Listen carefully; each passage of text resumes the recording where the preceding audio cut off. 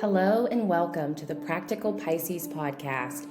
I'm Chelsea Harder, your favorite psychic medium, your host and your guide through the world of spirituality and all things woo. Here I'm going to share my stories, what I've learned along my path and my experiences, as well as all the different things that come up when you're connecting with spirit.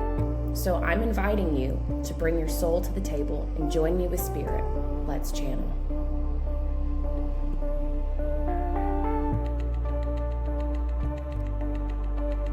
Today, I feel really in a special mood about completion and new beginnings. As I'm recording this, it's May 11th, and I am telling Spirit every damn day, wherever you need me, guide me. Wherever I'm needed, guide me. Just make it clear. You know, the feeling of like, hey, I got no qualms. Whatever y'all want to do is fine with me. You know, and I think last year I had so much specificness to ask from Spirit. I had a list. I had this. I had that. And I think it's amazing to have a list. And I just think that my energy for this year is just fully trust with no expectations except that it's going to be good. And so I'm thinking about this message of completion. And we say we want this or we say we want that. Yet we have to realize that there are things in our life that are going to have to move out of the way for what we're calling in. You know, we hear release around this time and call in at this time. And I think we hear release and we don't necessarily think about it in such a tangible way. But I think about how much I've had to let go of to actually bring in the financial abundance that I want, the business approach that I want, all these different things that I'm having to literally get rid of something or shift my environment or shift my energy and that literally let go of a tangible thing or relationship or this or that to actually call in completion so that I can have the new beginning I've been asking for. And I had a client this week talking about going through divorce and the feeling of failure. And I think we look at life so very much like we have one soulmate, one partner. And I think we're meant to have soulmates as friends. And I also think about people who have had a partner pass away and then met another love of their life. I just think that we need to look at things a little more open without so much limitation surrounding us. And so I had said to her, what if you didn't fail? And she was like, excuse me? And I was like, what if you didn't fail? And what if it was just complete? You learned everything you needed to learn from each other. Expanded as much as you could in each other's energy. Did as much as you possibly could to feel all the love you wanted to feel with that person. And she just took a deep sigh and said, that brings me so much relief. And hearing that and hearing her just take that breath out, there's so much in life that, you know, we want to make something work, and if it doesn't, then we feel like we failed. And I'm not someone who truly believes in failure. I think everything is a lesson. I think that we learn as much as we can learn in that moment, and we have to know when to move forward. There's so many things in my life that I could look at as a failure, or I could look at something that needed to happen later on. Like here's a great example. When I went to college for occupational therapy because I wanted to work with children with autism. And I was in school for that for 3 years. And the whole time I'm thinking, this is my calling. This is what I'm meant to do.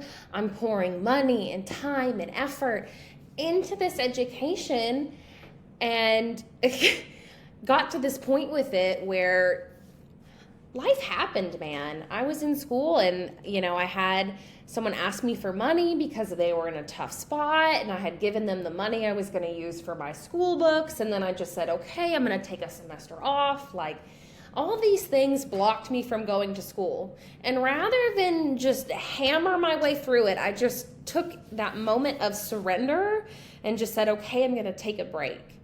And shortly after that, I had my spiritual awakening, had my first mediumship moment. And then from there, my whole life started to change and shift away from this thing I was so passionate about for 3 years. Left high school with this motivation for this. And so I sit with that and I think, did I fail school? Did I fail college? No, I was complete with what I needed to learn there. And I will say, looking at my mediumship now, the education I learned is so helpful. From the anatomy pieces, from the diseases, medical terminology, the physiology, all these different things that now it's part of my natural vocabulary in my mind that I can use when spirit's trying to describe a passing, an illness, things about their body. It's easier for me to understand and navigate. And yet, if I knew I was going to be a medium this whole time, would I have gone to school and learned all these things that ended up being beneficial later? Probably not. And with that, I want to talk about my spiritual awakening, why I'm here, why I'm a psychic medium. It's funny, it feels so long ago, and I really look at it, and it's only 5 years ago now, but with how much I've grown since then, it feels like this distant memory. It all started with my first real, tangible, understood moment of spirit coming through me to talk to someone. And it's like someone snapped me awake one day. It all starts with my friend passing away. 5 years ago, I had a friend named Carly. She was my sister's best friend, and my sister Sarah and I lived together. And we would all end up spending time together, go out to drink together, walk on the beach together. And on her birthday, she had planned a trip to go to Thailand. And on this trip, she was in a moped accident and passed away. And after we found out the next day, we got together with friends. And we're all sitting together, talking about what happened, really in a state of big grief, and just trying to join together in community and honoring her. And it was a really hugely challenging time for my sister and I. And then as we're driving home from this dinner, all of a sudden it's Santa Barbara, California, and it begins to start bombing rain. And it never really rains there, and never torrential downpour rain. And we're driving down the highway, and it's raining so much we're afraid we're going to get in an accident. We're having to slow down to a stop. And we're both in this exhausted, grief-ridden state trying to make it through this fight-or-flight response on the freeway. And then we both look up, and there's this hole in the clouds to this clear blue sky.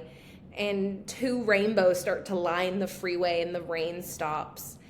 And all of a sudden I had shivers all over my body, and my mouth was just pouring out the words to my sister, I'm here for you, I'm there for you.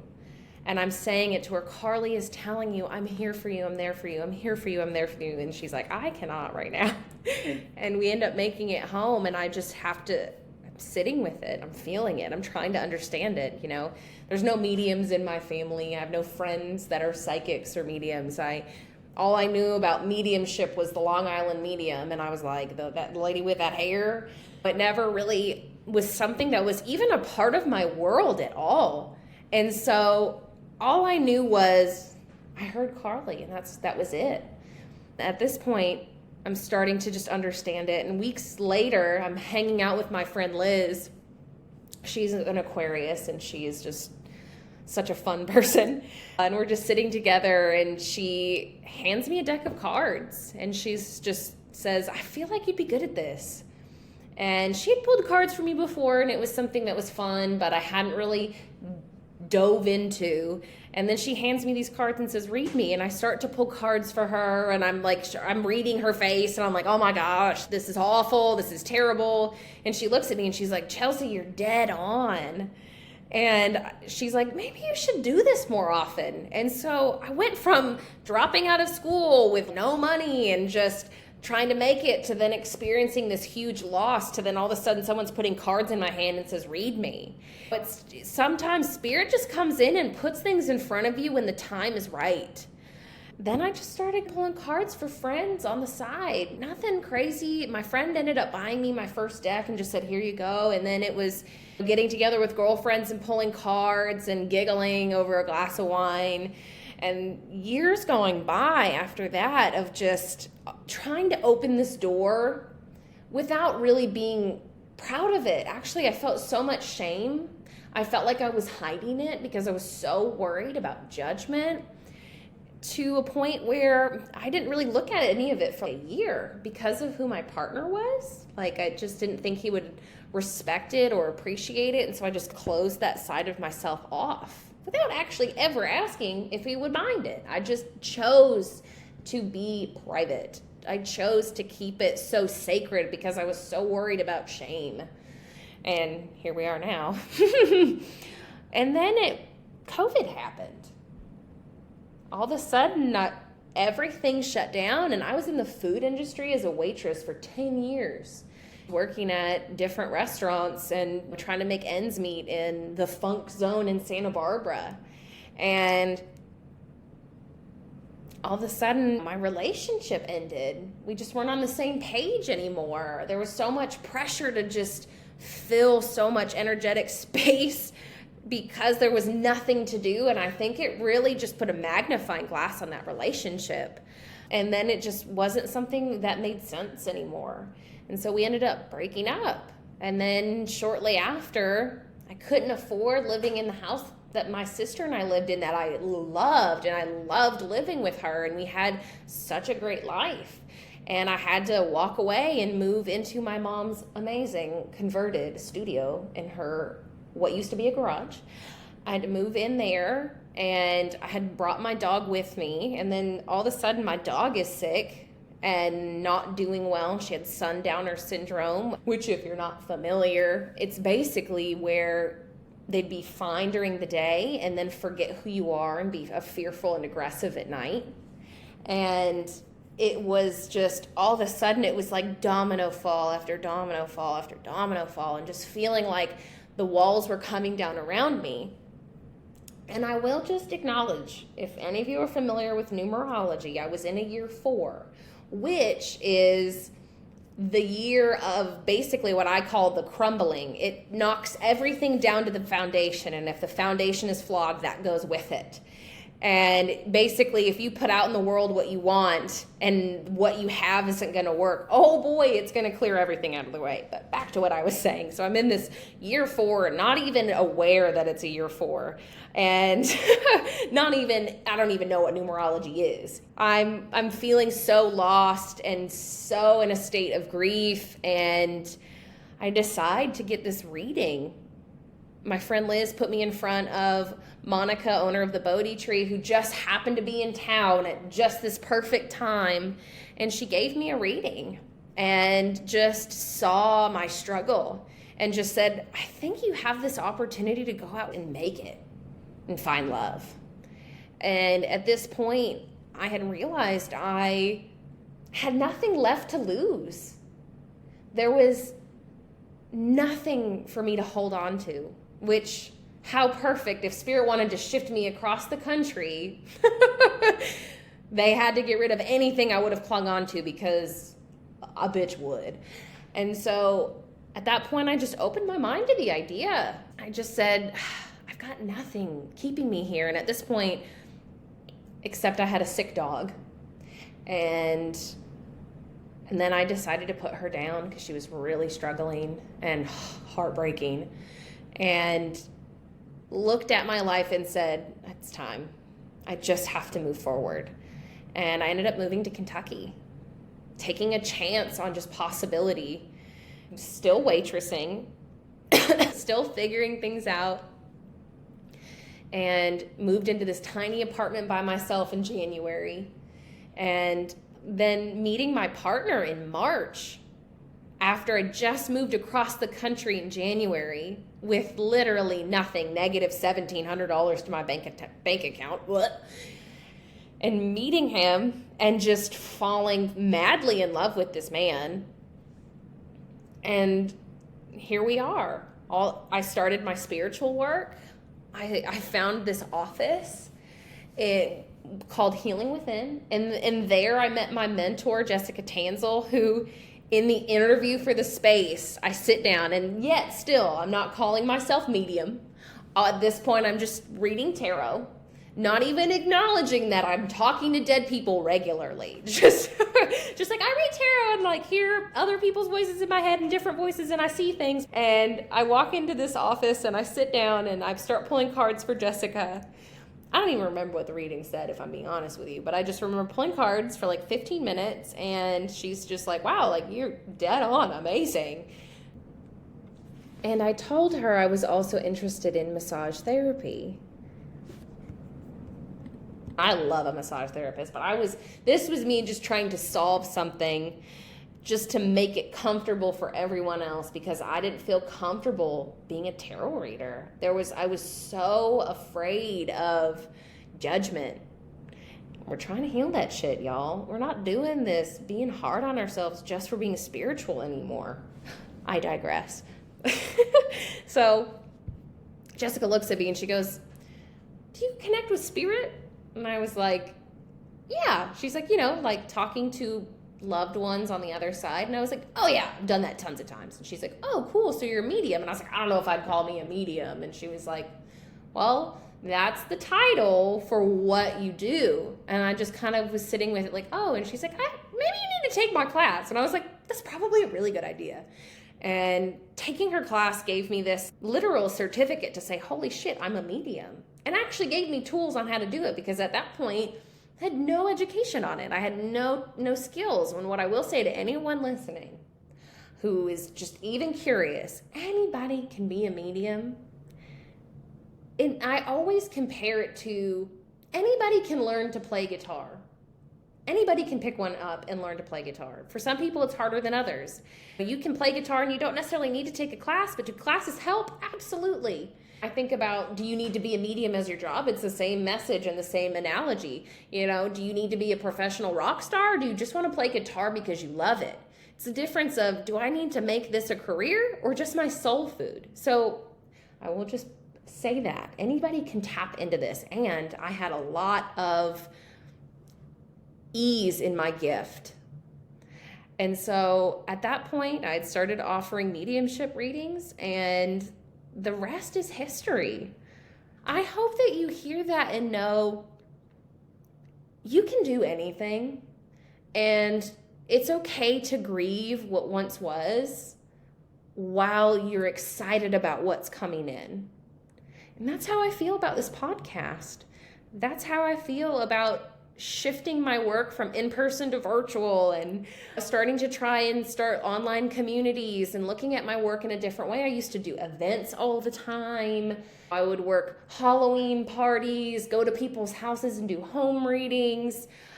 And so my work is just shifting, and I have to be okay with grieving what I used to do as much as I've enjoyed it, and also let myself fully be excited to share my words and share my channel with a beautiful and growing audience of intuitive people who trust and believe in me.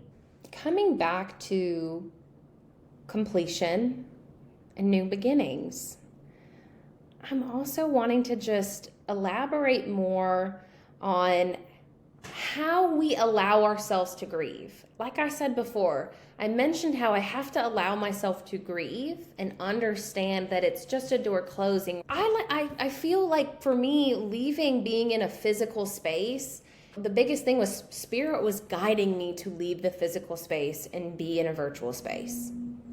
And I kept looking for reasons to back it up, which I'm a Virgo rising. So that comes in and I'm like, okay, I need to build a case file and I need 100 pages in here to back up the reason that is just I don't know, I'm trusting spirit. I'll find 100 more reasons just to make it all the more valid and waste so much important energy. And on the note of energy, when we are in life and we are at this crossroads of completion and new beginnings, it is a state that can be so low energy. And so I'm just acknowledging it's not your fault you're exhausted. Your body is trying to process a death and a rebirth, and that is exhausting physically.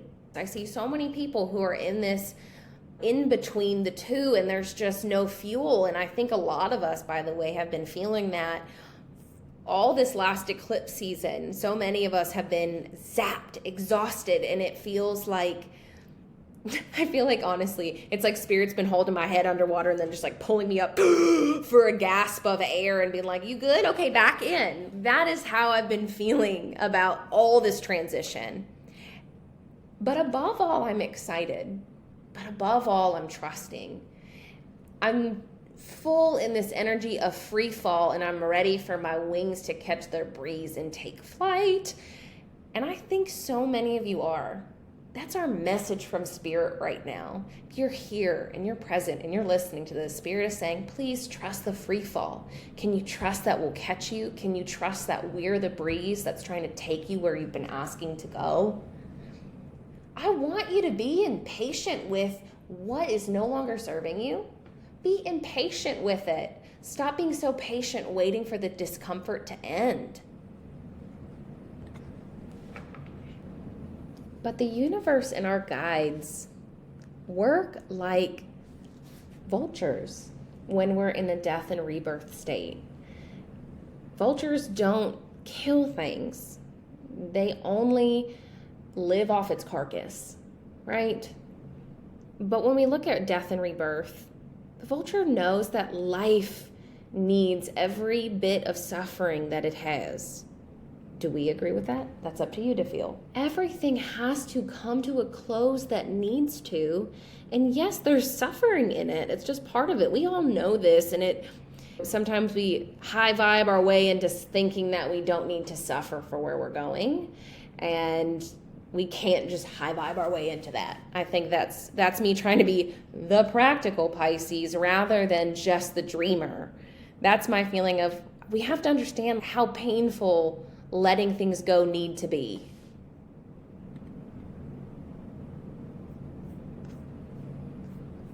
After as many mediumship sessions I've had, I've seen so many people that have had so much grief and suffering in their life.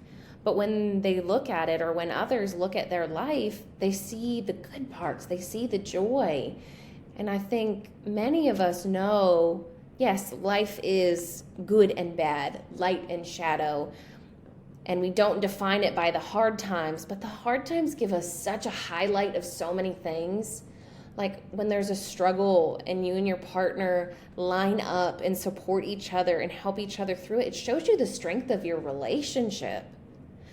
Or when someone's passing away, it reminds us to look at how much we love them, how much they mean to us, how amazing they were, and what a treat it was to have them in our lives.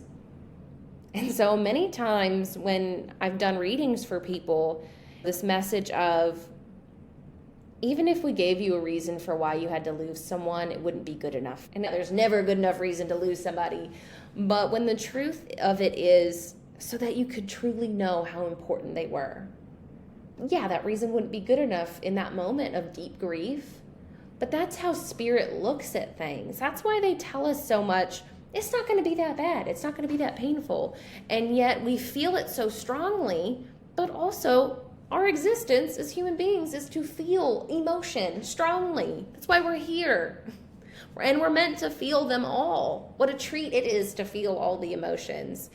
And how many of you have been crying and felt that it felt so good physically in your body? You're like, the sadness is awful, but the crying is amazing. It literally is turning on serotonin in your brain. And so there is this, oh, it hurts so good feeling. But I think life is that. It hurts so good. I know, it's a terrible analogy, but I love it. And with that, I'm going to pull some cards for the collective energy of anyone who's listening. Hope you can hear that shuffle. All right. What does the collective need most today?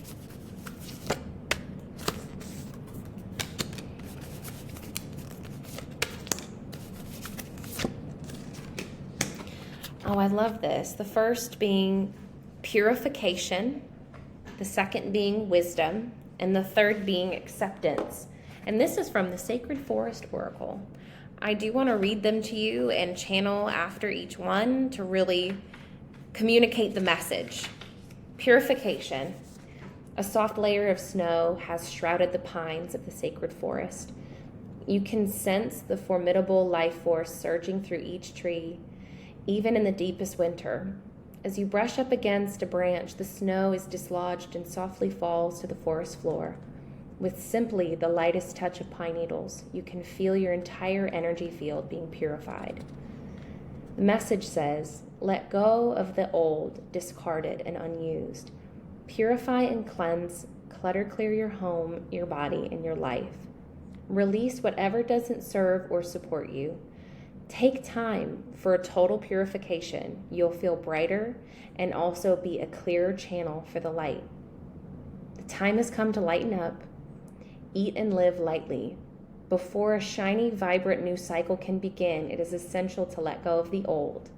The brilliance that pours through you can then shine through your life and also help many people. But first, the path has to be made clear. I mean, if that's not exactly what I just brought up, come on, Spirit, dead on. I love it. And for the second card, we have wisdom. The sun has set and you feel a remarkable transformation occurring. Your body shape shifts into an owl. You stretch out your huge wings and silently, soar to the top of the tallest pine tree and look over the moonlit forest. Your ability to see the smallest details, even in the darkness, is remarkable. Your sight expands and you see luminous light bodies of the spirit of the forest. They signal you with love and compassion. The spirit of the owl says, trust in your ability to see the deepest truth in situations and in people. Wisdom is growing within you in mysterious ways beyond your awareness. This is a good time to sign up for inspirational courses. Messages from Spirit are all around you. Look for them and trust what you feel. The owl sits on the shoulder of Athena and Merlin, revealing sacred truths. In some native cultures, the owl is called the night eagle for its majesty of the eagle, but works silently in the darkness of the night. This card can also mean it's a time to embrace your dark side as well as your light. Through doing so, you will be in balance. This message to me is your truth is important. How you perceive your reality is important. This is the time to not let yourself be gaslit, to not let someone try to convince you that you don't understand reality itself or your reality with them. As we talk about letting go of what no longer serves you, we also have to talk about letting go of people that no longer serve you. And it doesn't always mean the other person's a bad person, but your realities are different. Your vibration is different. Your energy is different. You're not in the same healing spot to be able to truly be there for each other. So allow yourself to accept your own wisdom and your own truth to guide you through it. Now, the third is acceptance. Through the pine boughs, 1,000 stars shine brightly overhead. In the stillness of the night, you can hear the soft songs, each star with its own melody, all notes coming together as one glorious song. You feel your spirit rise as this canticle of the cosmos showers down on you. Embrace your inner majesty. Accept your life in all of its configurations. Every moment has profound value. Even if it doesn't seem like it, forgive yourself and others. Accept all that life has provided and harmony will ensue. Some people say that they can never accept the dark deeds that have been done on this planet. There is no need to do so. Some things are just wrong. However, in order to bring more light in the world, you must first accept yourself in all of your own darkness. What you deny in yourself runs your life. The more you accept yourself, the more fulfillment and life force energy you will have. I think about that too because there are parts of myself that I used to deem as dark or deem as something I didn't love about myself or something that wasn't lovable. Part of that was my spirituality, my mediumship. I thought that it was against God and wrong and that I was going to go to hell, but I just kept on with it because it didn't feel wrong to me. And that's when I chose to believe my own truth that I'm helping and I'm changing things and I'm making a difference. And so that piece of acceptance, if you can accept all the parts of you, are they actually truly that dark? Where does it even come from? Everybody's light and shadow is different. When I look at my own, some of my shadow are pieces that I've already forgiven and understand that they're just going to come up in my life and I have opportunities to heal some of them, and others I just have to accept as it being an important part of me. So I invite you in this moment now to take a breath, take a sigh of relief in knowing that you have to have all of it, light and shadow, beginnings and endings, doors opening and doors closing. I hope you enjoy joining me on this new chapter of allowing spirit to flow through me in support of you and coming together in this community. And with that, I'm signing off. I'm Chelsea, and this is the Practical Pisces Podcast, and I'll see you very soon. Are you ready to dig deeper and connect even more to spirit? Then book a session with Chelsea at thepracticalpisces.com.